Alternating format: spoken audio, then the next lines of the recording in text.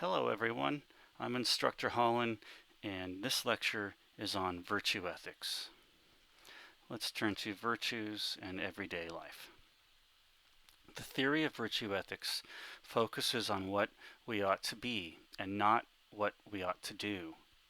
As Giles explains, in philosophies of virtue ethics, rather than emphasizing following rules, the emphasis is on developing oneself as a good person. This theory focuses on traits of character, habits, tendencies, and dispositions that make a person good, such as courage, honesty, loyalty, etc.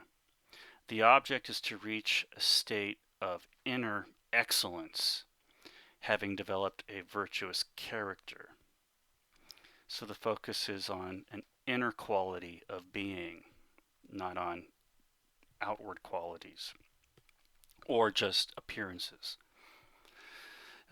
Aristotle of Stagira is generally regarded as the founder of this theory of ethics, um, and his ideas are the basic theory itself is developed and presented clearly in his Nicomachean Ethics.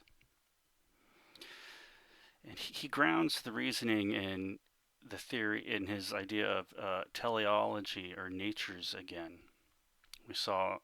We were first introduced to this concept in discussion of natural law theory, and we return to it now in discussion of virtue ethics.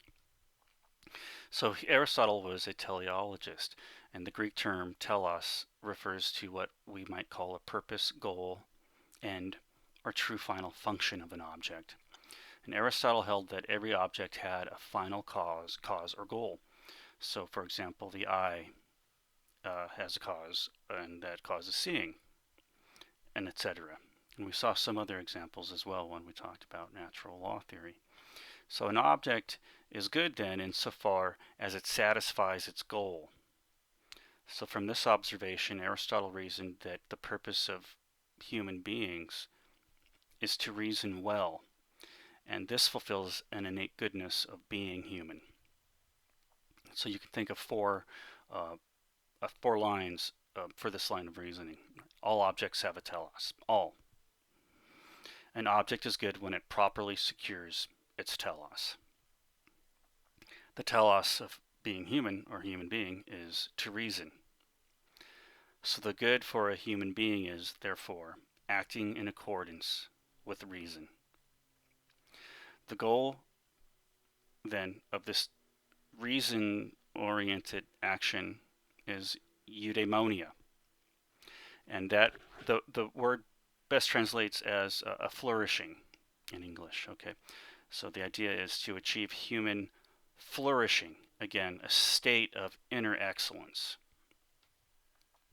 And Aristotle further distinguished between intellectual and moral virtues, and he argued that repetitious acts, say of bravery or courage, develop dispositions in us that lead to habits. And in this case, being brave and courageous. So we would, from behaving courageously enough times, repeatedly, will lead to an inner quality of just being courageous. That's the idea. So through repetition and practice, we develop these inner characteristics. So in this sense, developing moral virtue is like developing a skill, say becoming a better musician through practice, or a better engineer or mathematician. Similarly, people can develop their negative skills, like lying or deception, deceit, and those are called vices.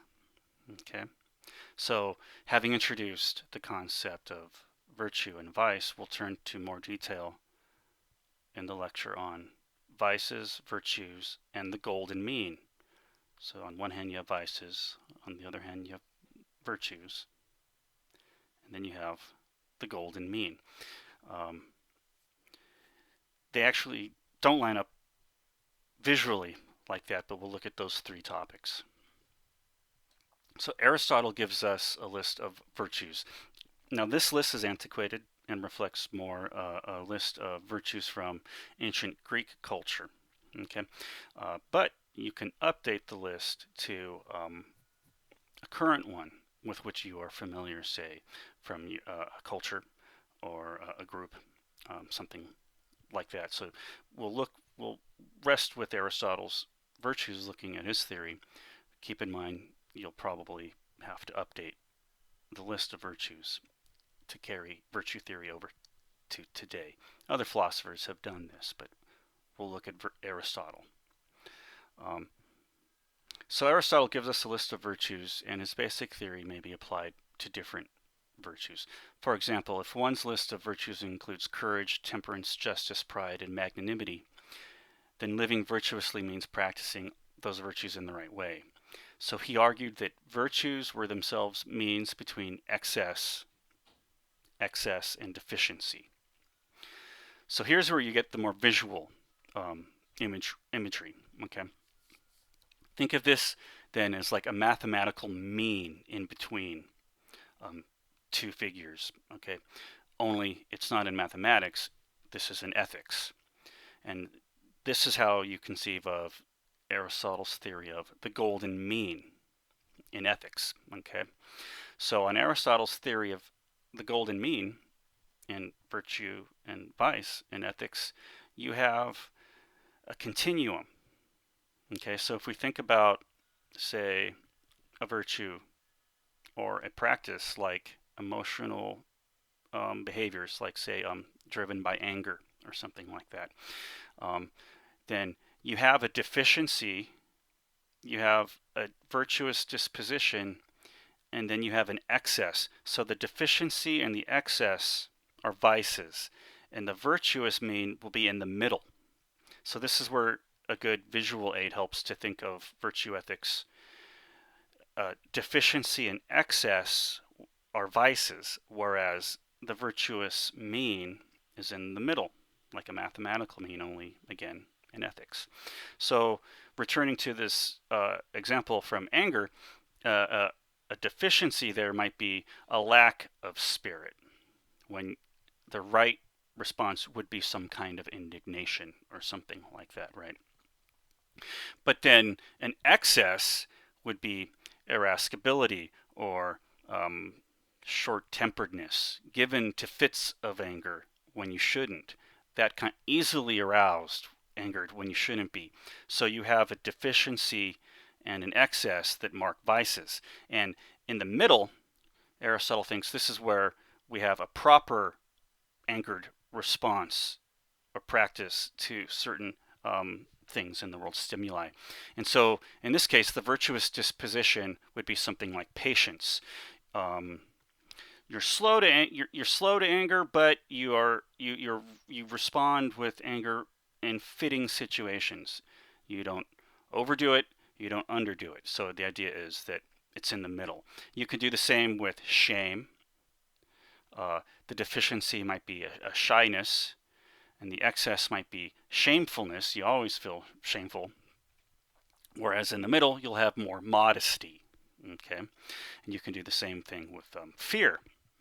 A deficiency would be cowardice. You're overly fearful. And an excess would be rashness. You behave with careless abandon when you shouldn't, right? So the disposition, the virtuous disposition in the middle will be something more like courage. You know when to be courageous, but you know when to be prudent. You don't overdo it. You don't underdo it. Okay, and so this concept, then this idea of a mean and a continuum applies to every specific virtue on Aristotle's list of virtues, or will apply to every virtue on your list of virtues if you use a different list. Okay, so recognizing order and patterns in nature led him to conclude that similar patterns and purposes, telos, exist for human nature. So the goal is to develop those essential traits in order to live well and reach a state of true happiness. Again, this is called eudaimonia. That's kind of like the aim or final purpose of ethical living on Aristotle's theory. Um, you probably don't need that concept for a modern version of virtue ethics, um, but you'll have something like it because any system of virtue ethics will focus on a telos, again, or a purpose. So whether there is true human, um, an ideal state of excellence, there are still better states or ideal states to which we can strive. We can just see that overall things are still better that way than the other way.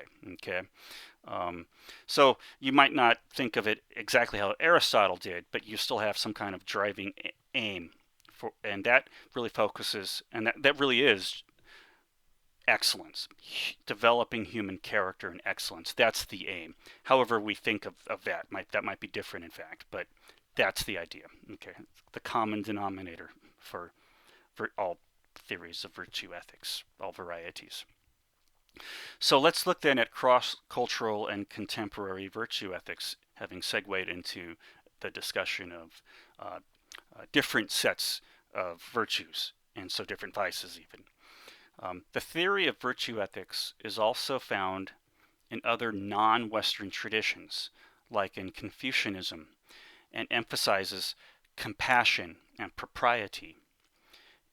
Similarly, it can be found in Hinduism and its 5 basic moral virtues: nonviolence, truthfulness, honesty, chastity, and freedom from greed. Buddhism similarly emphasizes moral virtues epitomized in the Eightfold Path. So even today, contemporary philosophers like Philippa Foot have developed their own versions of virtue ethics.